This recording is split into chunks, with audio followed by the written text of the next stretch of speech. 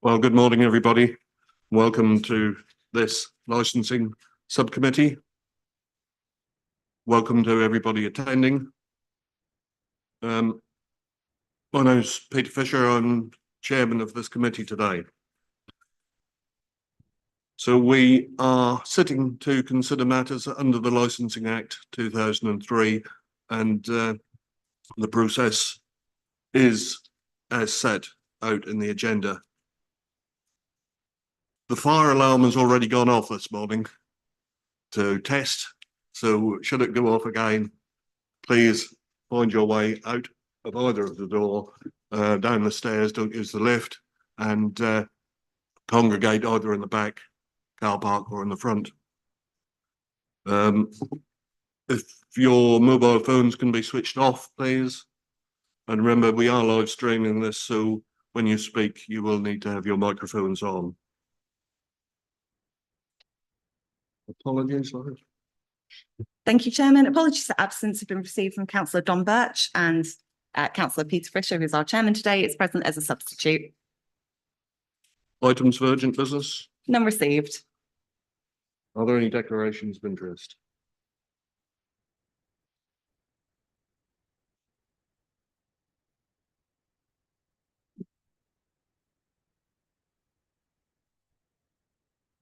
Would you like to introduce yourself, Gerard? I'm Councillor Gerard Mancini Boyle. I'm Councillor Jill Ball. Kenny Johnson, legal advisor. Lauren Gregory, Democratic Services Officer, and I'll be doing the minutes today. Carol By, Senior Environmental Protection Officer. Thank you.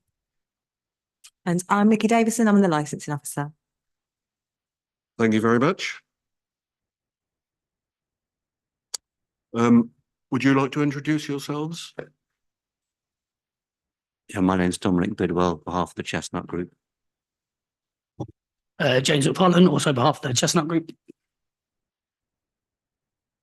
I'm Ralph Silver. I have a house in Weybourne. I'm Victoria Holiday. I'm the councillor for Coastal Ward, which includes Weybourne. Thank you very much. We had a discussion before we started this meeting, and I propose that we shall keep to 5 minutes for any submissions, please, rather than the 15 minutes that we have got written down here. That will try and shorten the meeting and keep it succinct. Otherwise, we'll start rambling on. Can I ask the legal advisor to confirm the procedure? Absolutely. Thank you very much. Right, we're swiftly on to the licensing officer's report. Then, if I may, Chairman, just to confirm, for any other person speaking at the meeting who may not be as familiar with this process, any questions or statements need to be directed via the chairman. Thank you, Chair. Okay, so this hearing is to determine an application to vary a premises licence made under Section 34 of the Licensing Act 2003 by Chestnut Inns Limited in relation to premises at the Maltings Hotel, The Street, Weybourne, NR257SY. The application was received by the Licensing Authority on the 12th of December 2023, and the application for the variation can be seen in Appendix A, which is pages 35 to 50. Of this report. The application was also accompanied by a noise management policy, which you can also see and is detailed between pages 51 and 53 of the report. The premises is located on the street in Weybourne and is used as a hotel and restaurant. The premises comprises the main hotel building with a lounge and bar servery area, providing up to 90 covers. There are 28 double resident bedrooms and a separate barn building with a bar servery, which will also be used to provide the restaurant. This provides 110 covers on the ground floor with a further 68 covers proposed for the first floor. The premises also includes a garden area to the rear of the barn and a courtyard area located between the main hotel and the barn. The floor plans of the premises, both the ground floor and the first floor, can be seen in Appendix B, which is between pages 57 and 59 of the report. And I also refer to these plans as I've provided the larger A1 size for your ease to refer back to. A location plan showing the location of the premises in relation to the village can be seen on page 105 of this report. The named designated premises supervisor for the premises licence is named as Mr James Daly, and the current premises licence authorises the sale of alcohol for consumption on and off the premises, Monday to Saturday, 11 till 2300 hours, and Sunday, midday to 22:30 hours. The current licensable area covers the main hotel building and the ground floor of the barn conference building. This premises licence can be seen in Appendix C between pages 61 and 75 of the report. The application made has been subject to the statutory consultation period prescribed by the regulations. The notices advertising the application has been on display at the premises, and the notice can be seen on page 55 of the report. A notice was also published in the North Norfolk News on the 21st of December 2023. The application was also available on the council's premises licence webpage. The consultation period ended on the 9th of January 2024. So this variation application seeks permission to, number one, extend the licensable area to include the first floor of the barn, which is currently being renovated, as I understand. Number two, to include the outside courtyard area with seating and the garden area just for the consumption of alcohol only. Number three, to include the residents' bedrooms in the main hotel for consumption of alcohol, as mini bars were being proposed to take place in the bedrooms. Number four, to include live music and recorded music. So the live music to take place inside the barn, Monday to Sunday, midday to 0100 hours. The recorded music to take place inside the barn and the main hotel building, Monday to Sunday, 11 till 0100 hours. Number five, to include the late night refreshment, which is the sale of hot food and or hot drink. This is Monday to Sunday between the hours of 2300 hours and 0100 hours. Number six, to increase the hours for the sale of alcohol for consumption both on and off the premises, Monday to Sunday, 11 till 0100 hours.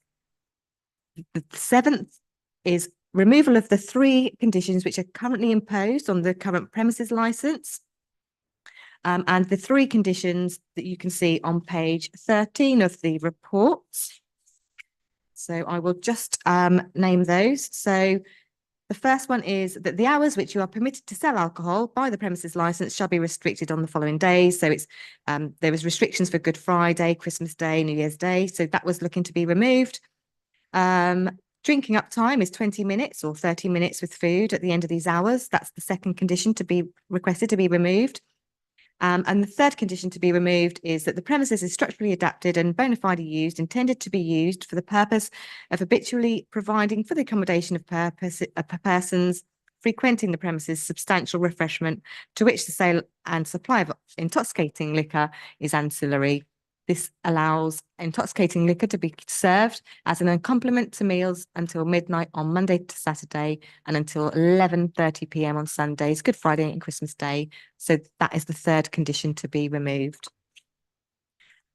The operating schedule steps proposed by the applicant to promote the four licensing objectives are contained within 46 to 47 of this report. And the noise management policy you can see again on pages 51 to 53 also provides measures that the applicant is looking to put in place. The premises licence is subject to the mandatory conditions, which you can see on pages 14 to 16. Any licence would be subject to these conditions, which are consistent with the operating schedule.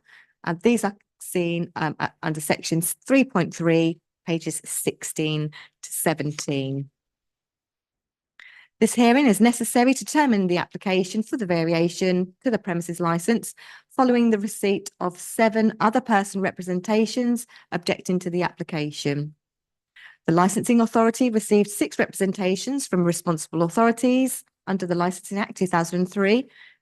These are detailed in the report between pages 17 to 18 of the report. So the licensing team for Norfolk Constabulary had no objections, agreeing with the conditions offered in the application by the applicant to promote the licensing objectives. This response can be seen on page 103. The Environmental Protection Team Officer of Environmental Health has provided suggested conditions to promote the licensing objectives, and this can be seen on page 18 of the report. Concerns were raised if there was any playing of any music outdoors, and the response you can see there from the Environmental Protection Team, you can see on page 97 of the report. The Norfolk Fire and Rescue Service acknowledged the application and provided guidance document for the small and medium places of assembly and sleeping accommodation. This response can be seen on page 99 of the report. The Planning Department had no objections to the application and confirmed there were no conditions attached to the planning permission relating to the hours of use of the courtyard. This response can be seen on page 101 of the report. The commercial team for environmental health had no objections to the application. This response can be seen on page 95. There have been 7 representations received by other persons based on the public nuisance. The representations from other persons are also attached in Appendix D, where you can see these on pages 77 to 93. The table of other persons can be seen on page 19 of this report.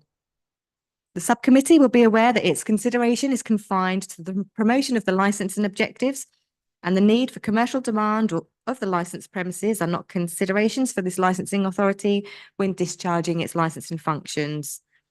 In carrying out the licensing functions, the licensing authority must have regard to the representations made orally and written, its statement of the licensing policy published under Section 5 of the Licensing Act 2003, and any guidance issued by the Secretary of State under the Section 182. The current guidance was issued in December 2023.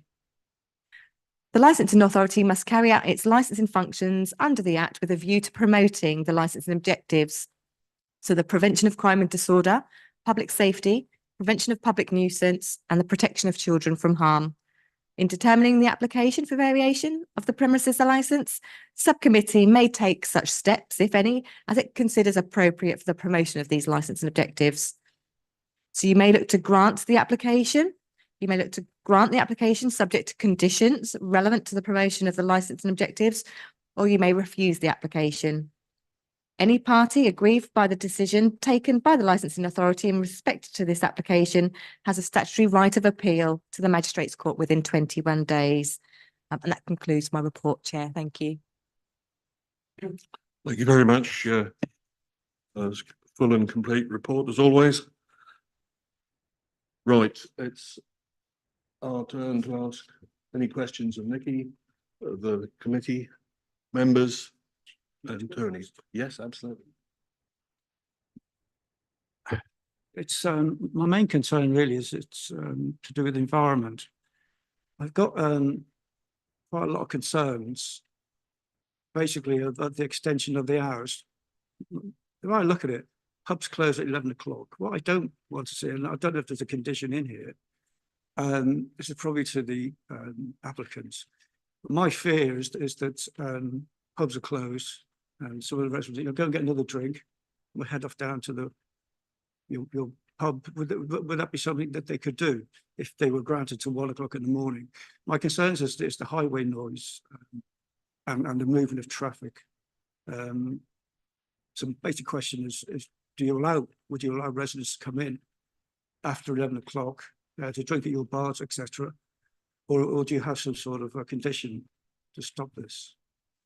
So each licensed premises has their own licensable hours on their premises licenses, and they will trade up to that point. So they could close a lot earlier, and that may be their general trading hours.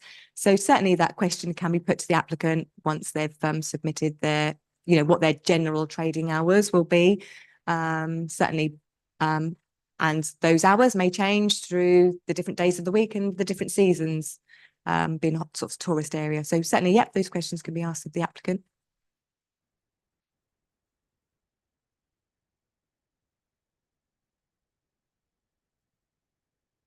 Okay. You mentioned the sale of alcohol on and off the premises. Is this going to be like an off license?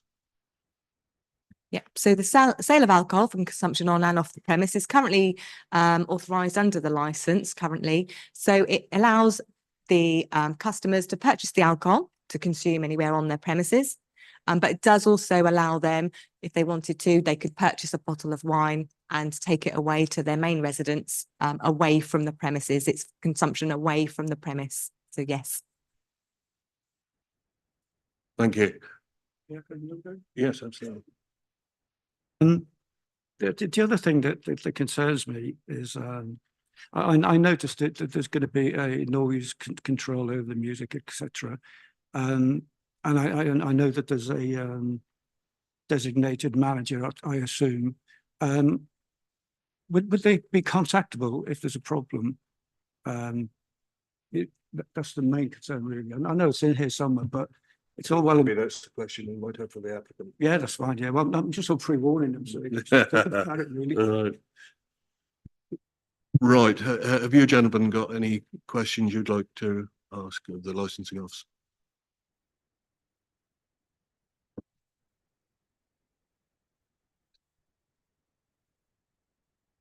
Have you got any questions, Carol? No, thank you. Anybody else got any questions that they'd like to ask the licensing officer? No?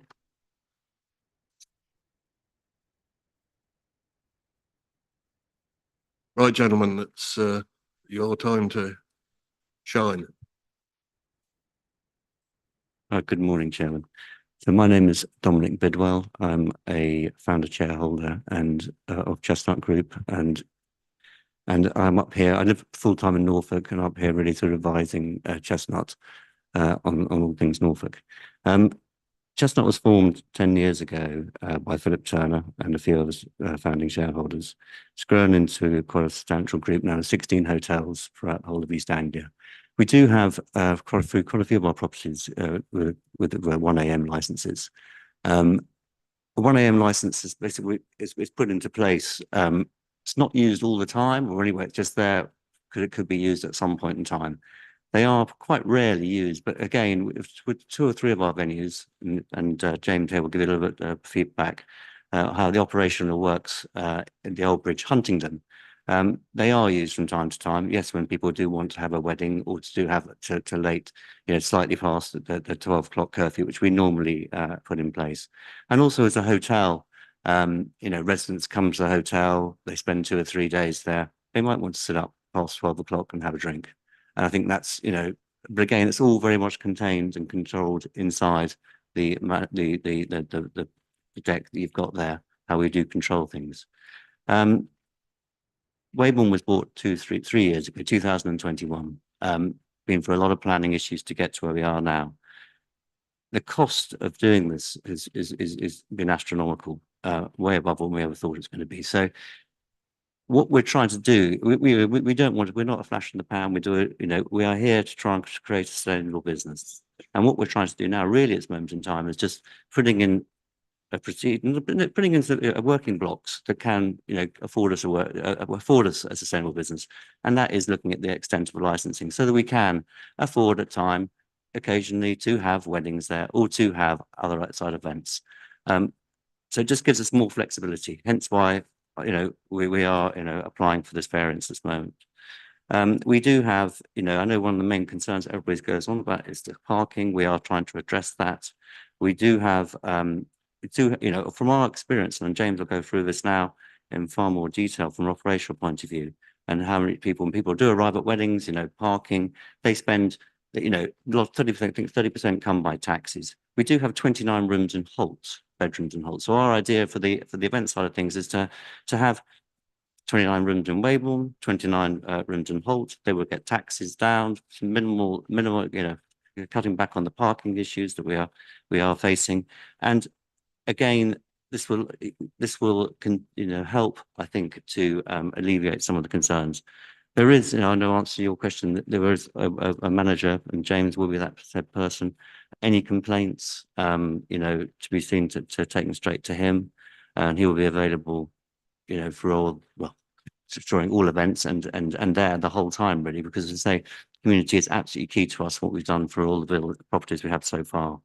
I think that was where I'd like to end at this moment in time, but we are there, this is asking for this variance is really to give us more chances to be a sustainable business than not. Will it be used all the time? No, I should think it'd be quite rarely used, but I will pass over to James, if we can do a bit more on the operation side and how it works in practice at our property in the Old Bridge. And also I'd like to say, during this time that we've had over the last 10 years, I'd like to say we've had 0 complaints to anybody for noise, nuisance or overuse of our alcohol licence. Thank you. Hello, Chairman. So yeah, James McFarlane. I currently look after the Old Bridge Hotel in Huntingdon. I'll be coming to oversee the operation up at the Maltings in Weybourne. Yeah, just as Dom said, really, the variation in the licence certainly doesn't mean that we're looking to exercise that on a regular basis. As he said, in fact, it will be quite rare. It is just to give us the best possible chance of being successful and being able to exercise that if and when we needed to, if there may be a wedding or different outside events. In answer to your question, absolutely, someone will be contactable. In fact, there'll be more than one number provided for any concerns with residents or the community that need to bring anything forward. And it's very much, as Dom said, there hasn't been any complaints in any of the other properties. It's about working with the community. We do a similar sort of thing at the Old Bridge in Huntingdon. We have live music events. We've got lots of local residents of different age categories and young families. It's about giving them prior warning, of certain events and making sure that they're all on board and understand what we're doing and when we're doing it. Obviously, I know you had mentioned the sale of alcohol on and off. Yeah, that, as she had mentioned, it would be, if to take it off would be to have their main residence at home. It certainly wouldn't be a roll up and buy a load of booze and to cause disruption within the area. It would be, if you've enjoyed a bottle of wine over your dinner, you can purchase a bottle to then take home and enjoy at home. Certainly not as an offie, as they might call it. In terms of, you had mentioned, could people, the knock-on effect of other places closing at 11 o'clock? We certainly won't be encouraging new, fresh people to enter the building after 11 p.m. in the evening. It really is to allow the residents that we've got on site that are, staying with us for 2 or 3 nights to enjoy a later drink if they would like to. We'll have that in their rooms and, the ability to be able to serve the weddings a little bit later for them to go on. But as I said, it will be minimal. We're certainly not going to look to exercise that Monday to Sunday. It's not going to be the case. It will be quite seasonal. But yeah, things we put in place at the Old Bridge in Huntingdon is really just careful management. Towards the end of the evening, the lighting starts to increase. The volume of the music starts to decrease to encourage people to disperse, in an orderly fashion. It's having a senior member of management there right until the end of the evening. To make sure that there's no antisocial behaviour, to make sure that there's no excessive drinking towards the end. The staff training is a massive part of what we do. In the sale of alcohol, the Challenge 25 policy that we'll have in place, right from the off, we intend to spend a lot of time, money and effort in training the team. No one will be going in there new. They'll all either be coming to spend some time up at the Old Bridge or in some of our other properties to really understand what it needs to be. Yeah, but towards the end of the evening, that might be when the noise complaint or issue might really become apparent, and that is just by careful management and having trained managers there that can see it right through to the end to make sure as people leave, they leave in an orderly way. We're going to have everyone that takes the weddings, they will have to take all of the bedrooms, so there won't be no double over, no double crossing. We've got the rooms in Holt, as Dom mentioned, so that's nearly 60 bedrooms where most people will arrive by taxi. So they'll spend minimal amount of time outside in the car park. They'll be dropped off and then picked up to go. Everyone, yeah, if they take the weddings, they'll be taking the bedrooms as well. So we'll be looking at that. Yeah, I think all in all, we run a really successful business throughout, but especially at the Old Bridge in Huntingdon with events. We worked with the community and worked with the residents just to ensure, you know, we know that they live there. So it's about making sure they're comfortable with what's going on as well. It's not just weddings, you know, we'll be looking to host community events and business things and, you know, bringing everyone into play. It isn't just going to be weddings and parties. So lots of opportunity for everyone. And yeah, something we're really keen to work with the community with. But I think that's all I've got for now, in case anyone has any other questions. Thank you very much. Yes. Yes, I noticed one of the conditions is keeping the windows closed and one thing and another. And what happens in the summer? Because obviously a lot of these events will be in the summer when it's extremely hot. How will you actually get over that? Because the people will be roasting in there if you get a really hot summer's day and you've got a wedding and you need to keep the windows closed. How will you stop people opening the windows and they will be excessively hot? That was just one thought. So I think, again, it comes back to, in order to keep people will go and open the windows, you know, so it's about the management on the day, person running the event, making sure that it all stays closed. And then also looking at the option of air conditioning to make sure that the barn area where the event or the music may be happening is then controlled by aircon unit. Thank you. Just a question really. I'm assuming the reason you want 7 days a week is rather than keep applying for a license every time you have a wedding. So I get that. And I know you're not going to do 7 days a week because frankly, you'll have no home life at all. So take that into account. But also the concerns for me is by extending the hours, the light pollution affecting our local residents. Have you thought about that, addressing that? Because obviously if you're going to stay up until 1 o'clock and you have all your lights on, have you thought of any way of helping the residents out so they're not, you know, have you got blinds and stuff like that to stop the lights? But I mean, to be quite blunt, I don't think I'd be too happy 1 o'clock in the morning, you know, but you've addressed the music side of it, but light shining in, I wouldn't be too impressed with that. So have you addressed that issue at all, or have you even thought about it?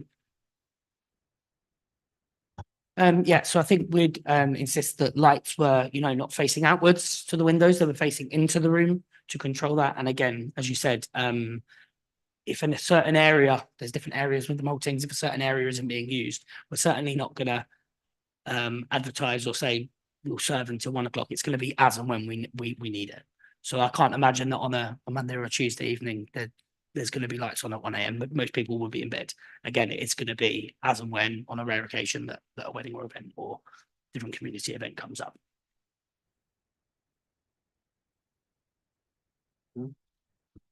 Tony? Can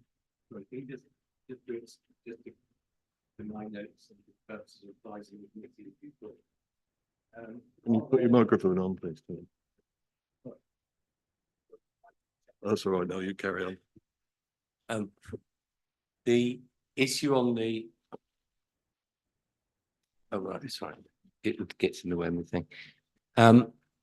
Are there window coverings, i.e. curtains, blinds, or anything else that would exclude the departure of the light into the local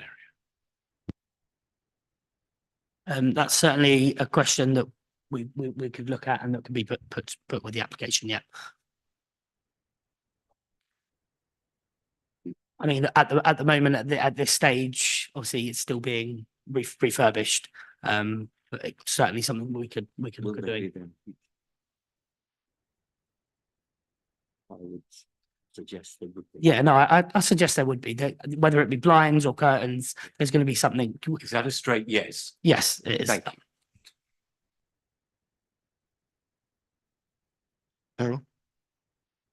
Sorry. Yes, it was again with the noise levels. So people will be able to, you will be monitoring outside on a regular basis. And the question, my other thought was, your other establishments, are they in quite such a rural setting as this one? I know you've got some lovely places around the area and they're really great, but I don't know all of them. And have you experienced how dead quiet it can be at night for these people? That's a very good question. Have we got, yes, we have. So I can think of, some of the coastal ship at Dunwich, the Westleton Crown are similar types of properties that do similar types of events and are very, very similar. So from being in Suffolk as opposed to being in Norfolk. So yes, we have, and we do have experience. Thank you. Oh. Thank you. That's very helpful. Sorry, and then also to say, you mentioned, would it be monitored outside? Absolutely. Every hour it would be monitored by the management team, looking after the event.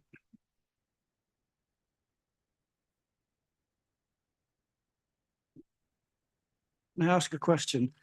Clearly you must have a business plan to run your business. How flexible would you be instead of doing 7 days a week? How flexible would you even consider 4 days or 3 days, or is it crucial you do have the flexibility of 7? Sorry, in terms of the 1 a.m. finish. A condition that maybe, would you be open to a condition where instead of having 7 days a week, the extension of 2 hours, would you be flexible and have maybe 4 days till 1 o'clock and 3 days till 11? Is that something you consider as part of your business plan? It may be considered. I think it would be difficult for those residents, as we mentioned, that may come and stay for a period of time, whether that be 2 or 3 nights, if they're making a bit of a holiday of it, to say that they could on one night but couldn't on the other. But something that may be considered.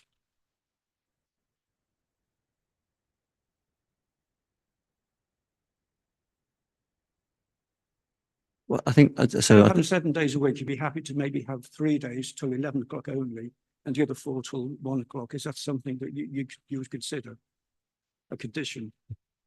Well, I think so. There are, I suppose, 2 aspects to it. There is the 4 days a week for let's say a wedding or an event, but then if you're staying there, let's say, I don't know, you're having a nice birthday party with and just 8 of you, and suddenly we turn around and say you can't have a drink after 11 o'clock, and you're staying in the hotel residence. I think that would be quite difficult.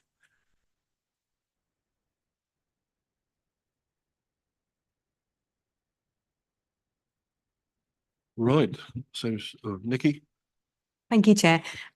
So the applicant suggested they would obviously be having wedding receptions and other business and community events. So with regards to the wedding, how often are they looking to book out for wedding receptions, and will that be can that be throughout the week, or will it just be mostly at the weekends?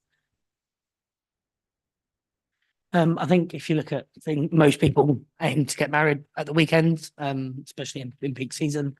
So it's not something, it'll be a small part of the business. It's not going to be the main driver. It's not going to be the main focus. It will be 10% of the business. Lovely, thank you. And can I also ask, you also mentioned about having outdoor music outside, and obviously the variation application is seeking for that music to be inside, and obviously you're aware about the temporary event notices that can be used. But what is your thoughts? How often are you going to be looking to have any entertainment in any of those outside areas? Again, peak season may on the lighter evenings, we may look to do something early evenings during the summer, and then again, as and when there may be requirements on weddings, but again, not all the time. It is going to be a rare occasion. Okay, thank you. And what type of entertainment will take place externally? It's likely to be acoustic music. Small live singers. We're certainly not going to be putting on 5-piece heavy metal bands. It will be light and in the bright summer evenings. That would be all.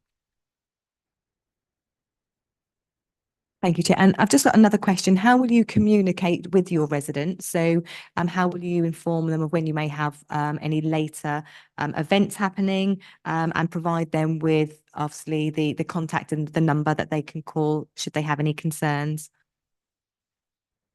I think what we would look to do to begin with would, you know, invite everybody in, make them aware of who I was and who the management team were at the hotel, give them the numbers so that they could call if they did have any concerns. And then regular updates, you know, we're there, we're part of the community, so we can be approachable at any time. If people want to come in and chat to us, we can do that. We can display a postcard that, you know, lists when we have the events going on and when the music is going to be played. So that can be, you know, notice given way in advance. Thank you, Chair. That's all my questions for now. Thank you very much. Anybody else got any questions now? Daryl. Just a question at the moment, following on from Nikki's discussion about outdoor music. My understanding from the license application that live and recorded music was not planned for the outdoor areas. Am I right in thinking, Nikki, you were asking about temporary event notices? Yeah, so currently the application that's current at the moment and that's been sought doesn't include that entertainment externally. So yeah, the question would be to the applicant for those events applying for the temporary event notice. Thank you for clarifying, Nikki. Thank you very much. Is there anything more statement you want to make?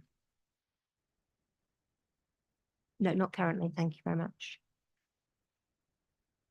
Sorry, Chair, I've just got one further question. I've just thought, so with regards to the doors and windows being kept closed, obviously other than for access and egress. So for the barn area that you can see on the plan. So I'm just going to refer to page 57 of the report. So you've got obviously the entrance exit there that goes from the courtyard into the barn. Then you've got the rear fire exit there, which goes onto that external terrace where the garden area is. And then a further exit, again, facing the garden. So would there be any proposal from the applicants that those doors to the rear to the garden are closed at a certain time of the night? Because obviously if they even opening for access and egress, noise can then spill out to that outside area. So would it be that those ones are closed off at a certain time and it would only be the access from going from the barn into the courtyard area? Thank you.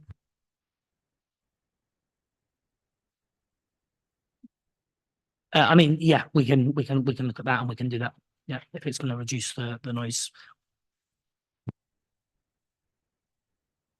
Thank you very much. Will we need to make that a condition? Yeah, that could be a condition on the premises license. Yep. Any further questions? Can I ask a bit of a cheeky one? I don't want to be devil's advocate here, but it's all well and good us putting all these conditions out and what have you. Will your residents know about the conditions? I know what I'm saying is you're almost tempted to pick up the phone and say, oh, hang on, what's going on here? But would your residents be aware of the conditions, or how would we address that? Okay, so the premises license, the full license with the conditions is provided just to the applicant. There will be a summary which will be placed on the premise. However, that won't contain the actual conditions. There are details on the premises license webpage for the register. So that will detail to the public what activities are authorised, the days, the hours, who the DPS is. But again, that won't show the conditions. If there are any residents that would like to know, then we as a licensing authority can certainly provide them with the conditions. We wouldn't provide them with the full premises license, but we can certainly provide them with the conditions that are attached to that license, certainly. Chair, could I just make a point? Yes, indeed. The reference to residents is confusing because there are residents of the hotel and there are residents of the local area. So can we please, we're making reference to residents, define them as local residents the village people, for want of pop group expression, or residents who would be patrons of the hotel itself. Otherwise, we're going to lose a very important legal distinction. Thank you, Chair. Thank you for that advice. Yes, thank you. Right, we've got two opposing speakers, Councillor Holliday and Mr. Silver. Don't know who wants to go first.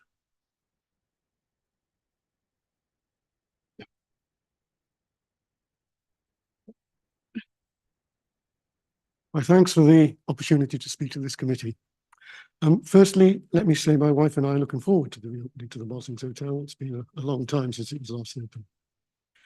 That said, I have read Chestnut Inn's licence application and I have concerns about noise and nuisance and the effect that granting the application in its current form might have on ours and the village's comfort and quality of life. My understanding is that granting the application will allow Chestnut Inns to play live and DJ music till 1 o'clock in the morning indoors, this in the barn, perhaps the barn to avoid disturbing hotel guests who want to sleep, play recorded music, again till 1 o'clock, again indoors, provide late night refreshment indoors and outdoors till 1 o'clock in the morning. Indoor refreshments can be accompanied by amplified music, that outdoors by background music provided through Sonos equipment, and then only to 11 o'clock at night. And lastly, seemingly allows the hotel to act as a high street off license, which I'd like to make two comments here. First, the license form states that indoors includes a tent, thus live and DJ music could legally be provided in that fashion. And secondly, I understand that legislation does not say how loud background music can be. I mean, my son's Sonos system can go very loud. It merely states that background music is music accompanying another activity. In both cases here, there appears to be little legal comfort. The above events may be hosted at the Chestnut Inn's discretion. That is, basically, as often as it wants. I've heard what they have to say about it. Yes, rarely, sometimes in the summer, sometimes not. The expectation, no, must be that the hotel, they want it to be popular. They want as much business coming in as they can.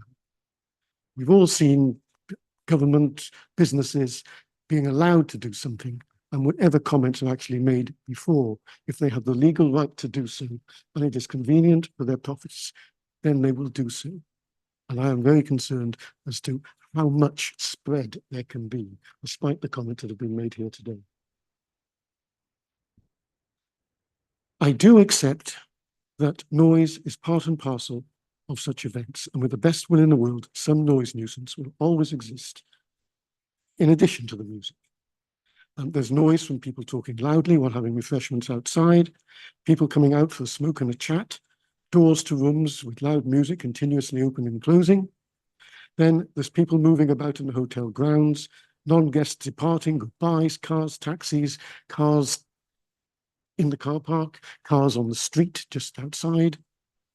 It's noise. The trouble is that noise at 1 o'clock in the morning is very disturbing. It's not just volume, but also having to put up with noise all the afternoon and evening. I mean, my experience from when I've been close to noise is that really all you want it to do around about 8, 9 o'clock in the evening is to just stop, never mind 1 o'clock. And then it's not just 1 o'clock. 1 o'clock is when the event finishes. You then have the herding of people in and out, noise in the courtyards, noise in the street, and again, as I've just mentioned, the cars, the taxis, and the loudspeaking. I've read the mitigation reports. The remedies put forward in the application seem to be mostly tick boxing. Yes, we'll have a bod here and we'll shush the guests and so on and so forth. And it's all very nice in theory. Practice, though. I have to say that it's all very well going around and saying to guests, look, you're being a bit noisy. Can you just keep the volume down? There's people around here. I've been on the receiving end of that as well. But if you've got an inebriated guest, he is quite happy keeping stum for 10 minutes or so. And then general conversation goes back up And you've said, yes, there'll be somebody around every hour, but an hour between 12 o'clock and 1 o'clock is just not good enough. And there's no way you can actually get round that.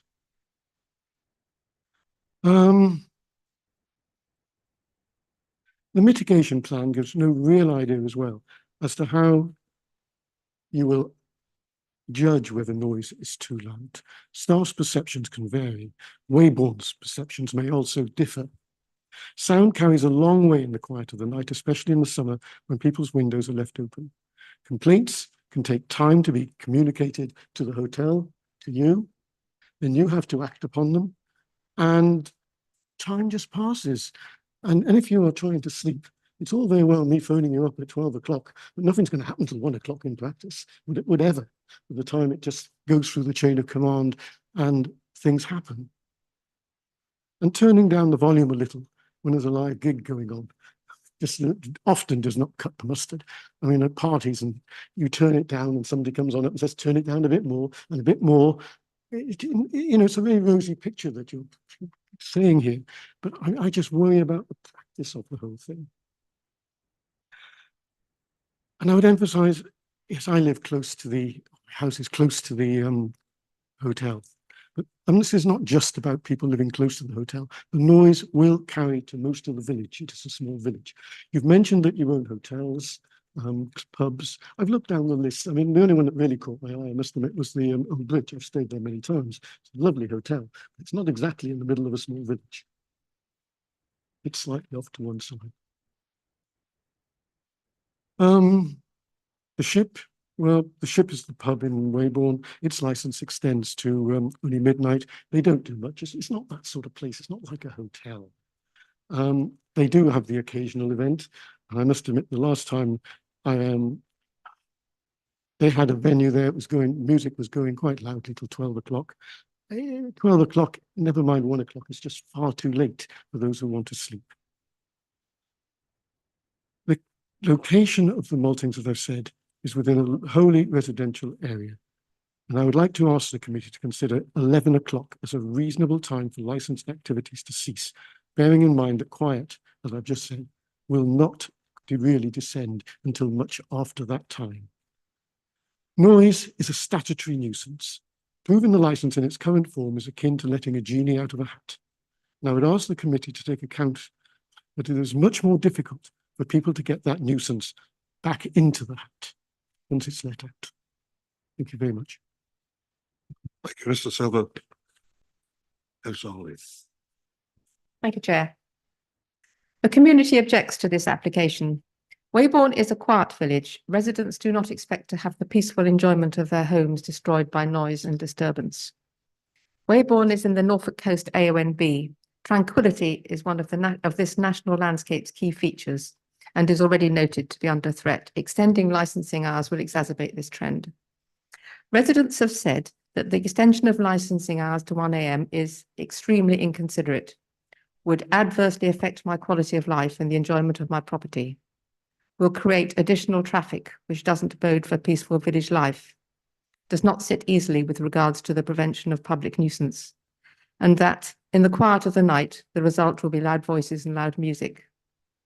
Residents offer a practical solution in that they have no objection to them applying for a temporary license for special events, no problem with an extension to say 12 midnight, or that licenses should be till 1 p.m. or midnight. I understand from NNDC's environmental protection that there is no set decibel level in law as to what constitutes a statutory nuisance, but the determining fact is how the noise is affecting a resident's use and enjoyment of their property. Neighbours should not have to keep windows closed or be prevented from going to sleep at night, which is what I feel will happen if this licensing application is accepted. Perhaps environmental protection can help me with the following questions. How many premises have a music license until midnight or 1 a.m. in residential areas, and how many such venues have had complaints? I ask on behalf of the community that this licensing application be refused. Thank you. Thank you very much, Councillor Holly. Are you able to answer that question? Yes, in regards, I don't have the specific details in front of me of particular numbers of premises which have licenses till midnight until one or one AM. But there are a number, I think, that do have those. There are some which have 24/7 licenses. Nikki, I may ask whether she can join me in a second about the approximate numbers for those. We do from time to time have complaints about entertainment noise, and we do investigate those on an individual basis, of course. And also we do have other powers, as you've mentioned, with statutory nuisance and the investigation of complaints.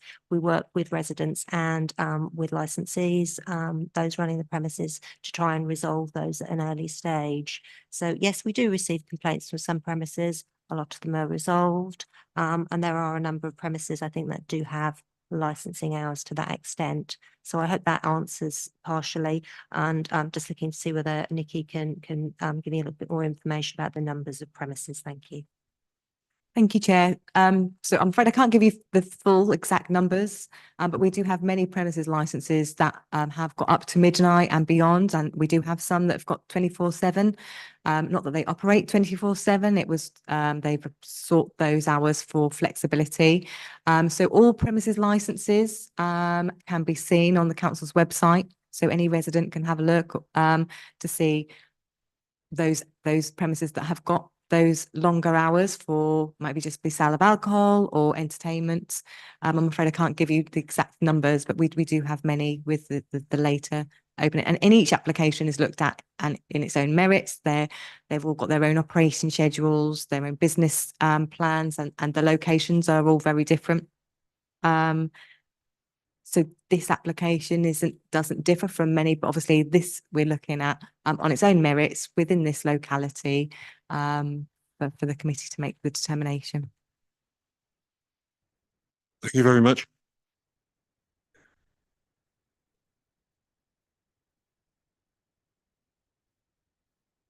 Thank you very much. Would it be possible just for me to make a couple of comments regarding Yes, indeed. they're on the theme of licensing conditions. And I'm looking at the moment at page 16 and in section 3.3. Once you're at that point. And I'm wanting to pick up on the point that Nikki made regarding the licensing conditions. So that's LIPN 10 regarding the doors and windows for the main building and the barn. There was that particular point that I wanted to bring to your attention, which was about the barn and one of the exits to the north, which Nikki spoke about. I think it's very important that we consider that. When I'm looking at that plan, my view is that in the barn, we're likely to see the band located in that northern part of the barn, close to the fire exit, which then exits onto that stone paving area. I think we do need to consider that particularly. I think I would recommend that that fire exit is only used as an emergency exit. It's not one that's used for exit in egress, because I think we're going to frequently have during music events. If that were used, we would have music breaking out from that point. I think it would be sensible that the exits, again, to be closed except for egress and exit, would be the ones that go out onto the courtyard, and the one which there's a double door which then goes out to the west side into the bar, and then there would be an exit that way. I think that would be a sensible addition to reduce noise during music events in the barn. And hopefully the applicant and the committee can consider that favourably as a suggestion for us. Yes, certainly. And then okay. And then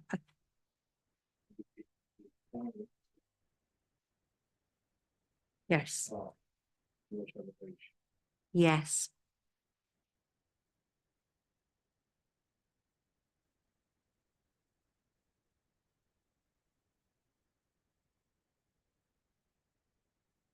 Yes.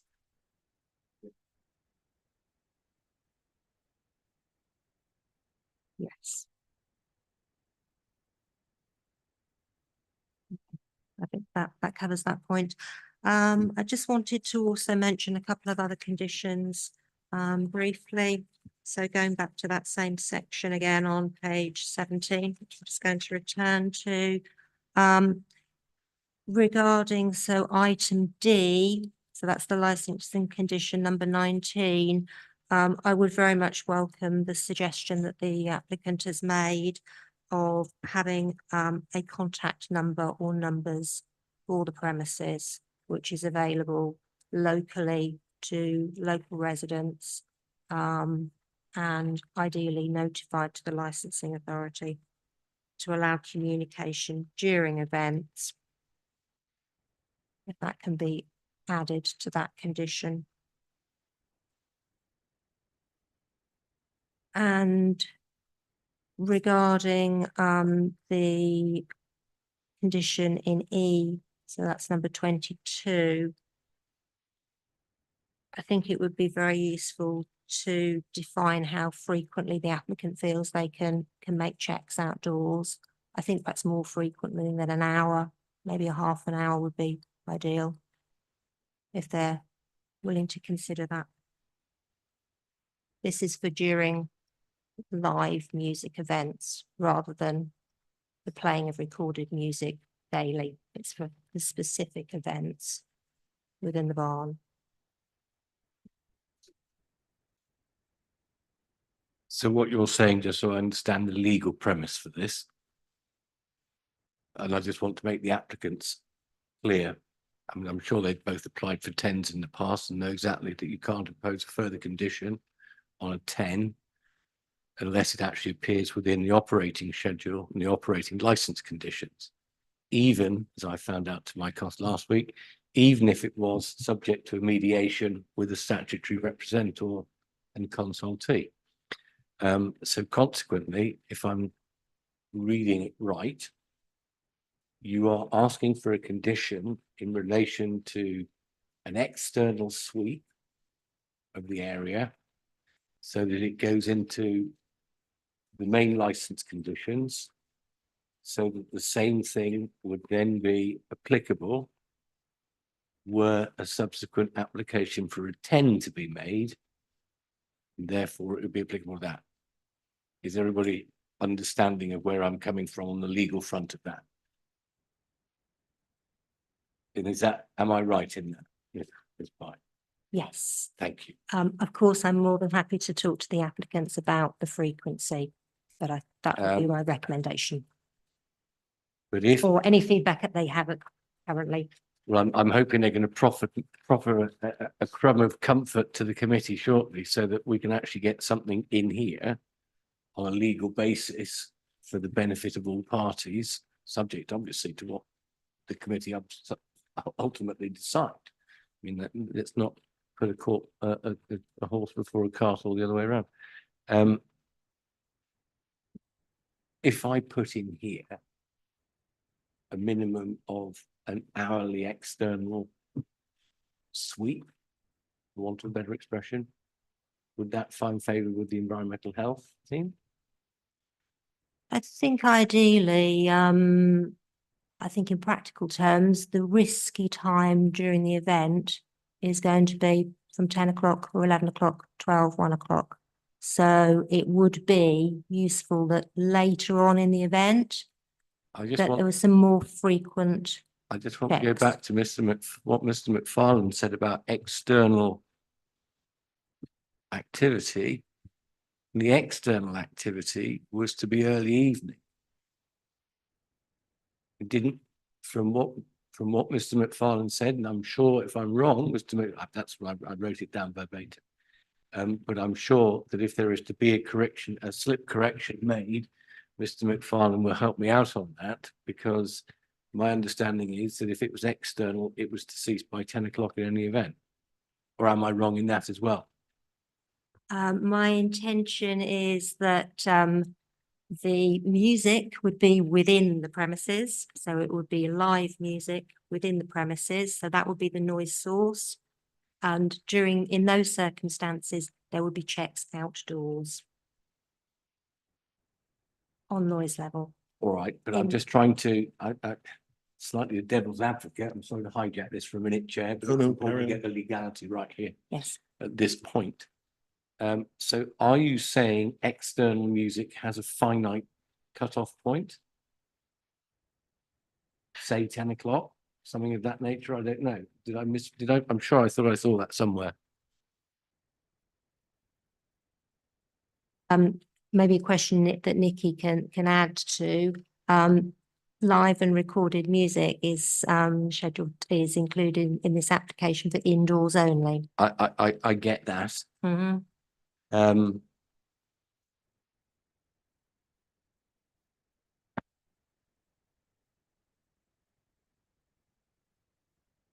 You know where I'm going with this, because this is sort of semi-hybrid now. Because we have to consider, right, so at the moment, there is no outdoor music. Right? So at some stage in the future, you then say a 10 application is met. Bless you. But you can't impose a condition that's not already in the license. So if the 10 comes in, the external music theoretically on the current application, let's say, could go on to 1 o'clock. Can you see where I'm coming from? Yeah.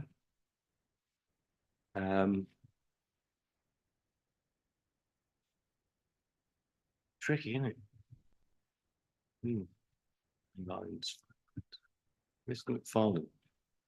Sorry, Chair. No, I was then going to ask the same question if I'm not choking myself. Perhaps you can answer that question. So I think, yes, in the rare event that there would be any outside music, that would be applied for via a 10. And I think it would be fair to put in the license as a condition that would stop at 10 PM. Does that answer? That's purely for any outdoor. At the moment, that isn't in the thing. So if we were to do that, that would be via a 10. I think what you were referring to before was the frequent outside checks during indoor entertainment and music, which we can most certainly do at least every half an hour if that needed to be a condition to go in.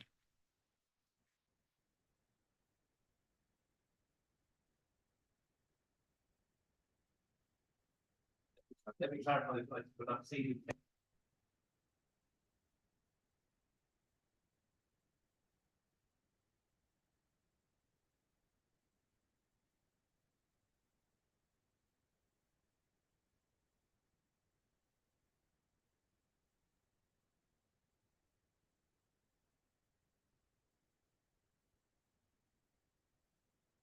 Yeah, I believe the applicant has just offered for checks on live music events to be undertaken half hourly outdoors. So, and that's something that we would welcome, and thank you to the applicant.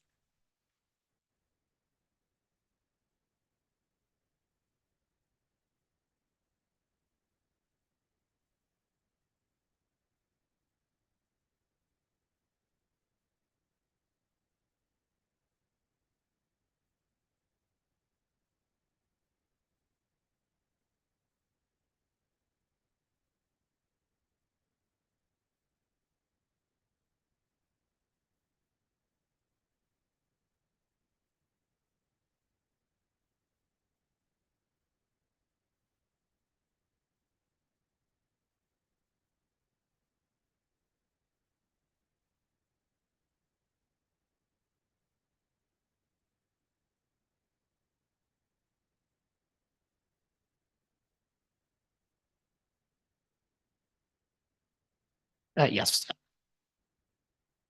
I think that's an amendment to the licensing condition 22 to add description of the frequency on page 17. Yes, item E on page 17.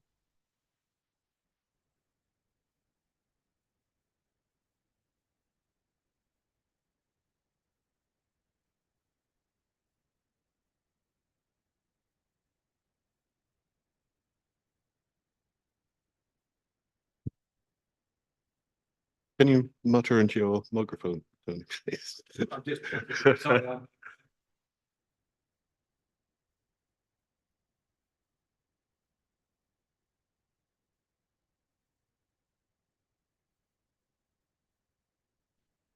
We just go that one stage further. Are you seeking a condition in respect of outdoor music, even though currently, realistically, there's no specific application for such?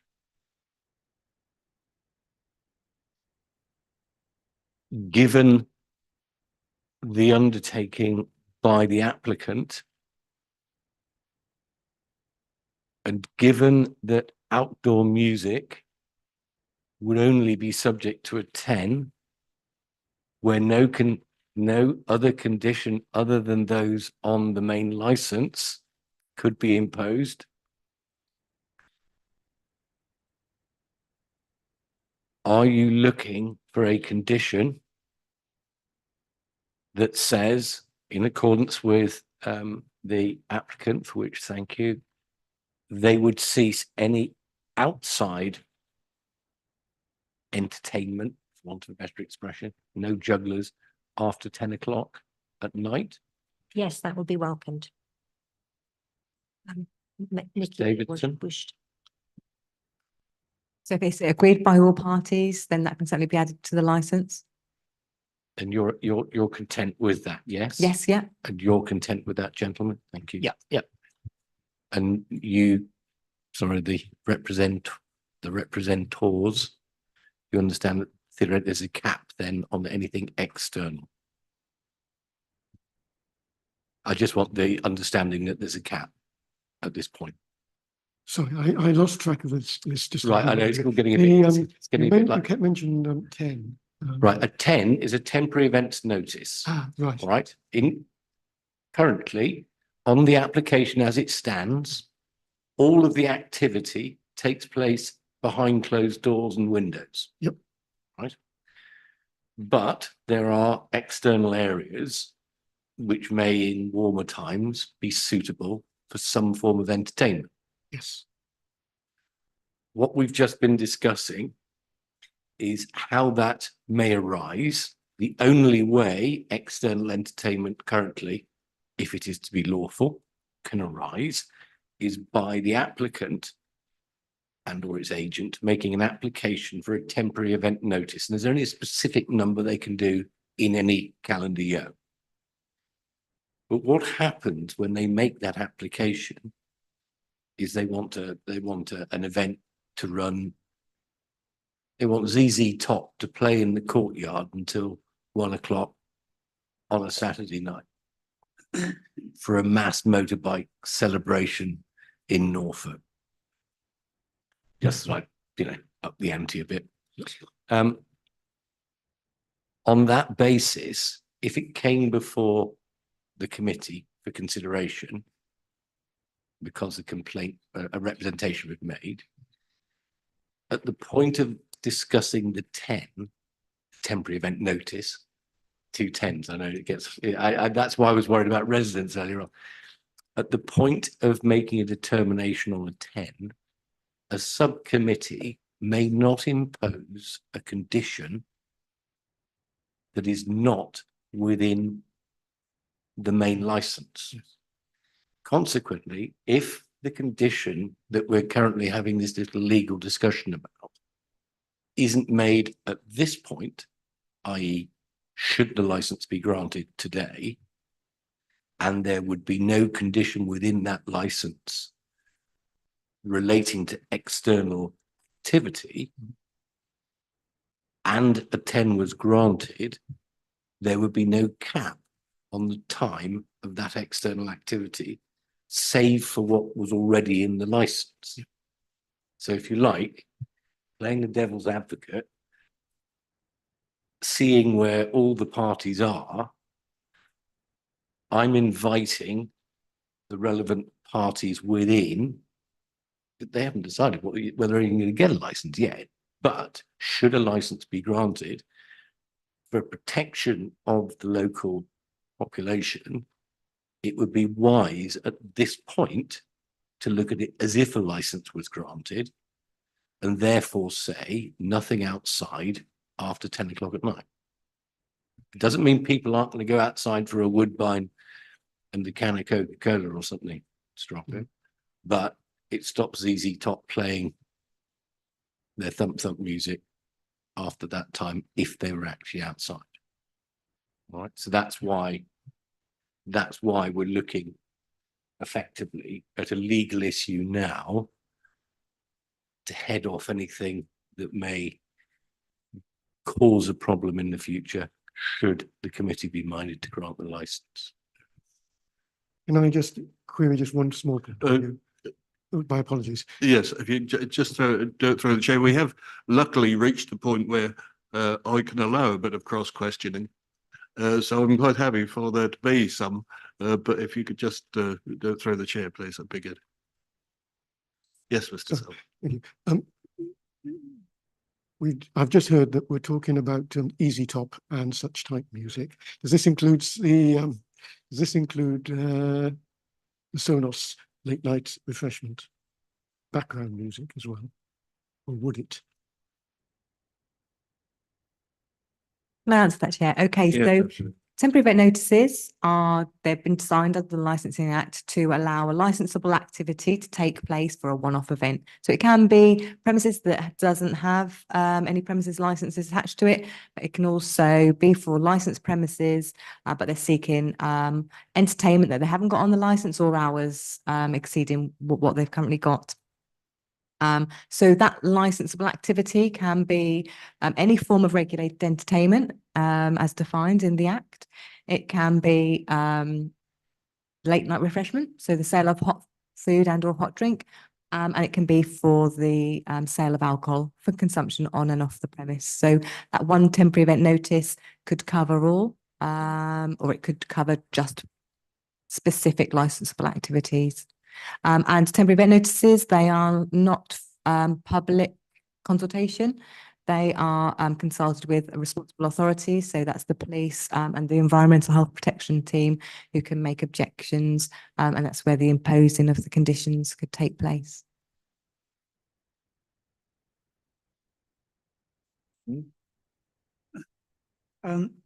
Nikki, just on that point about the temporary event notification, surely that comes through as a separate application on the merits of each event. So does it really need to be covered in this application here? Because if, for instance, they want an event outside and they've got a tent, they would then apply for an application just for that one-off event, and then the conditions could be, because that come before us, wouldn't it? And the conditions would be. So temporary event notices, they are notifications to the licensing authority that a licensable activity is going to take place. And so those consultees are the Environmental Protection Team and the police. They are the only ones who can make relevant representations. So there's a very short time frame of when those objections can be received. And that can be for the Environmental Protection Team, who can then request for those conditions to come over. Or if it's a holding objection, then it would come to a licence committee where they would make the determination of whether that could be granted or refused. And also if it's granted, those conditions, it can only be conditions that are on a premises licence. If a premises licence is in situ, you couldn't add any conditions just out of the air to attach to a temporary event notice. So that's the discussion that Tony has put to the table, is to also protect those. So where their temporary event notices are sent to us, that those conditions on that premises license or specific ones can be added to that temporary event notice. Thank you very much. Has anybody got any other questions of anybody? Yes, Councillor Holding. Thank you, Chair. I just Could you just clarify what are the parameters for these half-hourly checks, which I welcome for the outside area? It's all very well saying I'm going to check the noise levels, and that's pretty subjective unless you're going to do a decibel count. And if you're going to do a decibel count, what level decibel are you going to take? So it seems very, very vague to me. Thank you. I think it would be wise to, with the applicant's agreement, suggest where the checks are made on the premises. So I would suggest probably at the front of the premises and the rear of the premises. So we know where that's happening. Generally, I think a subjective check by the staff would be suitable.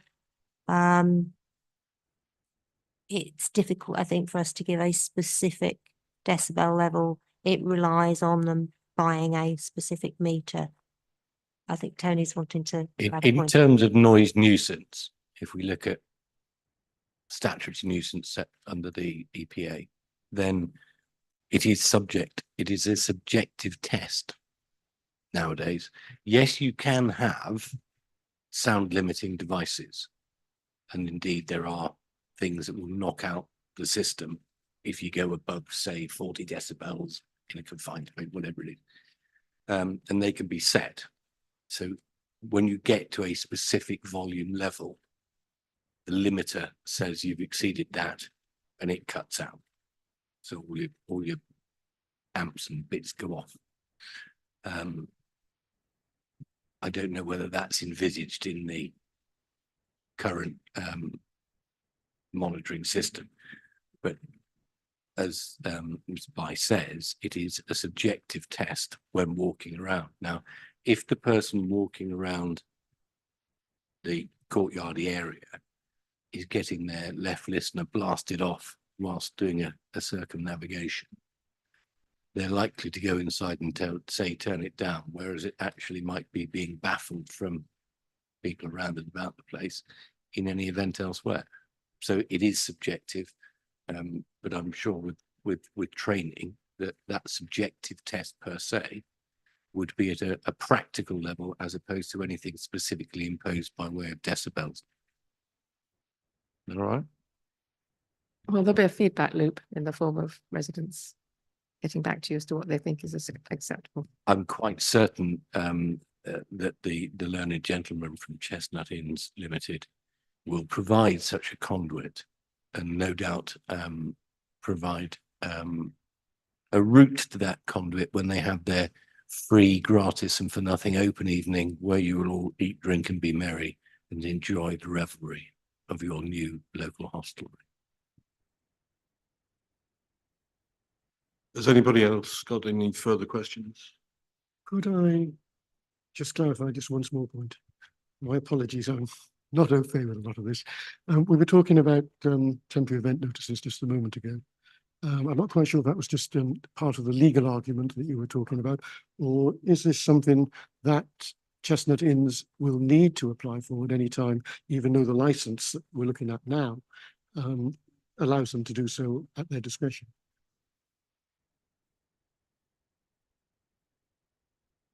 Thank you, Chair. So if the applicant is granted today, then the licensable activities, so specifically for the entertainment, so live music, recorded music, would take place internally within the barn and within the main hotel area. So if any events that are proposed take place externally for entertainment, so live music, recorded music, a temporary event notice would need to be applied for and be sought. Yes. Okay, Thank you. really good. Anybody else with any more questions? No, just to confirm, Chairman, one of the other persons, Marie Fraser, wasn't able to be here today. However, she did ask that I just communicate that her representation is as stated on page 87 of the agenda. Thank you very much. We have noted that. Right, we are at the point where I'm going to ask everybody to sum up and give a concise summary. And we're starting with the responsible authority, which is you, Harold. To recap, I'd raised issues about licensing conditions, which we've discussed in detail. So one of those is relating to exit and egress and preventing that from a specified location.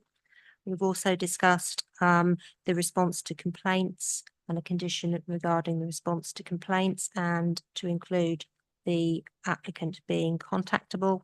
And we've just recently discussed condition number 22, so that's item E, and the detail regarding the monitoring by the licensee, by the applicant of their premises. So I think we've recently discussed those. And just to also add that the Environmental Protection Team do have powers to investigate complaints of statutory nuisance. And of course, we would work with residents and the applicant if there were any issues arising. That is outside the licensing regime, but those powers also exist. I'm happy to answer any other questions in addition. Does anybody have any further questions? No. Okay, we now move on to Mr. Silver and Councillor Halliday, if you wish to sum up or say any more. I think I've said my piece. Thank you for modifications that you've offered. I'm not sure that it assuages my concerns, but thank you. Thank you as well. I think my comment would be exactly the same as yours. We seem to have been twiddling around the edges a little bit as part of the meeting. The main concern is noise till 1 o'clock. Thank you very much. And Officer Davison. Thank you, Chair. So the application that the committee has in front of them today is for a variation to the premises licence for the Maltings Hotel, the street in Weybourne, being sought by the licence holder, Chestnut Inns Limited.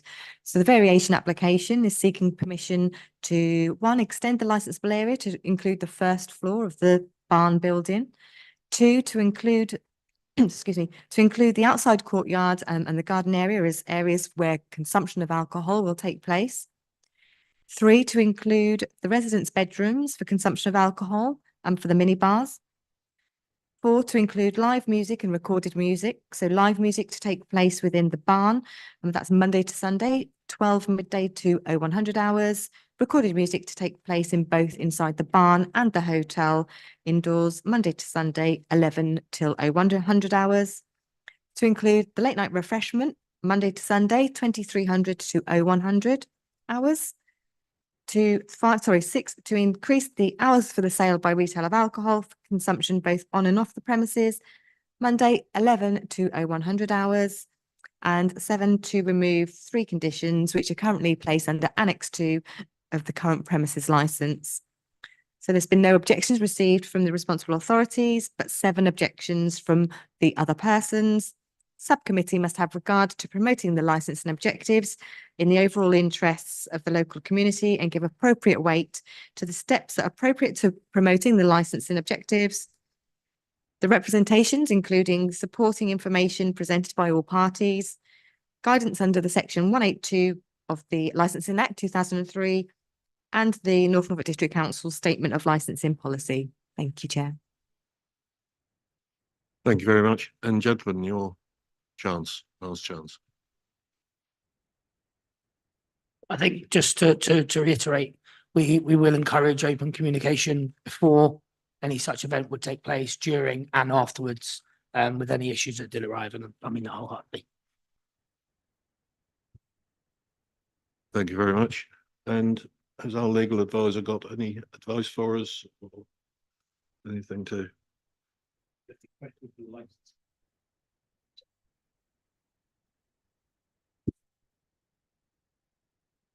Age shall not weary us, nor the years condemn. What are the operating hours of the ship? And is that the only other licensed premises in the village? So I can confirm that to you while you're in deliberation. I'll just need to get the information from the system.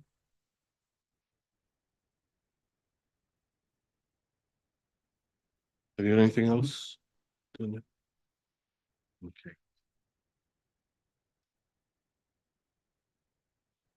Right, well, thank you very much. We will be leaving the room to deliberate on this, and we may be some time, I suggest. There are the toilet facilities out through the foyer, and there is the canteen just at the end of the corridor, should you wish to avail yourselves of those things. We will be going to the committee room, sorry, to the members' room, as the committee room is taken up by the local planning officers this morning, which is why there's a whole lot of cars in the car park.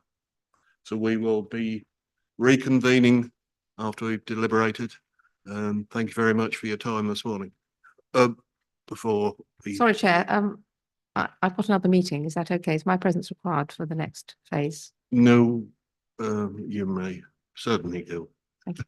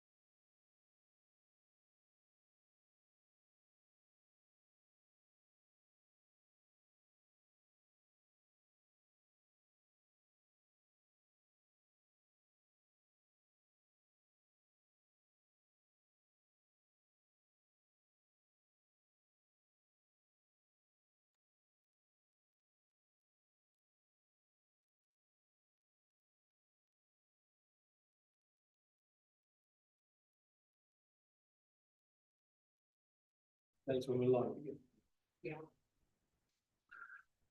Thank you very much, everybody, for waiting for us to come to our decisions on this one. So we have made a decision, and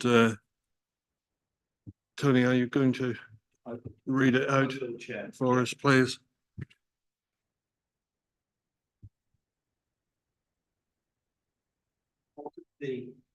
Sorry, microphone.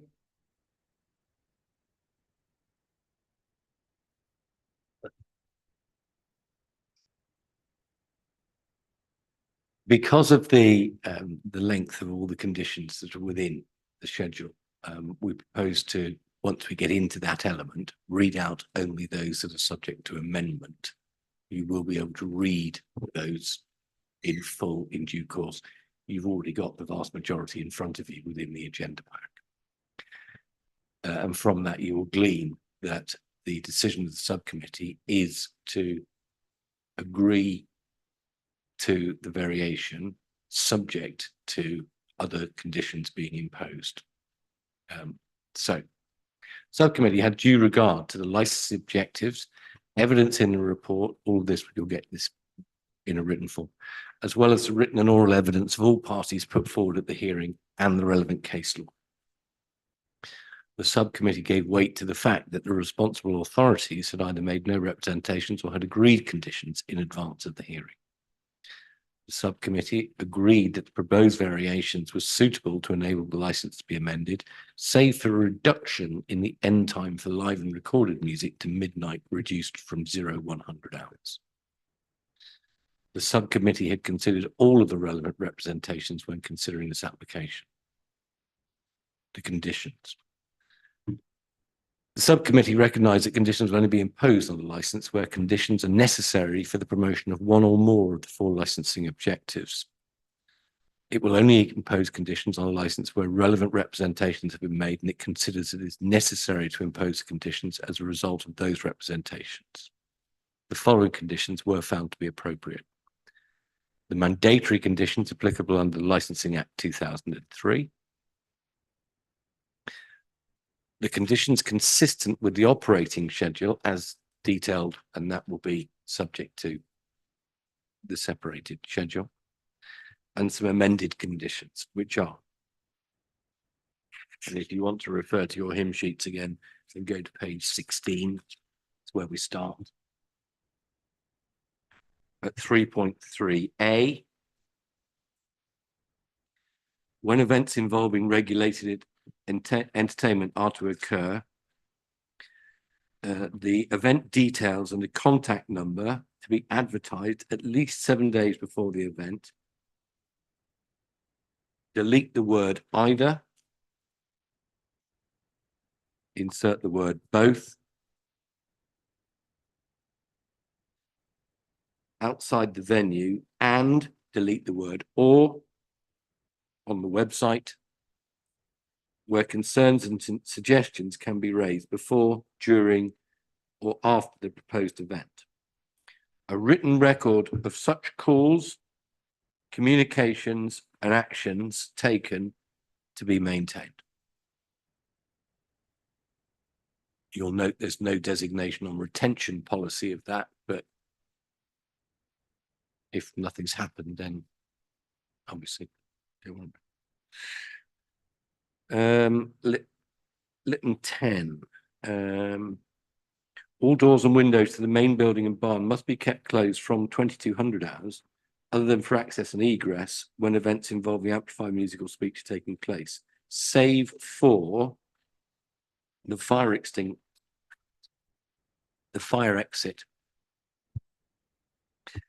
on the north elevation of the barn, which is only to be used in the case of emergency. A new, as yet unnumbered one. All windows and glazed openings facing the highway or adjacent properties are to have internal covering to prevent light emission. That's the old curtainy, blindy one. At E, A designated a DPS or nominated representative shall ensure that no nuisance is caused by noise emanating from the premises by implementing a self-policing policy which shall include sound checks inside and out, with the external checks to be carried out at half-hour intervals during the duration of the event.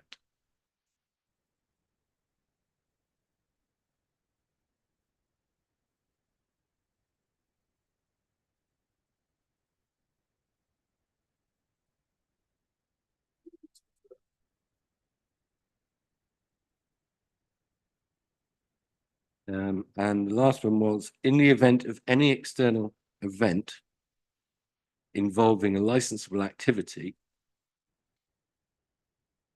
the activities are to cease by 2200 hours. Exit. In the event of any external event.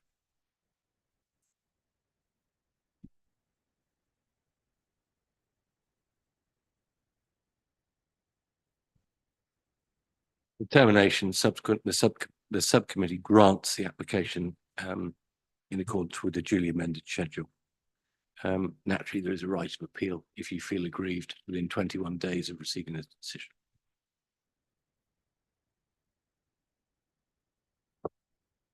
Yeah. Thank you very much. Anything to add, Vicky? Okay, so we're going to get the determination out to you as soon as possible. I'll come back and sign the necessary this afternoon, and hopefully that should be out to you soon after. Penny post and permitting. If there's no other business, I will declare the meeting closed, and thank you.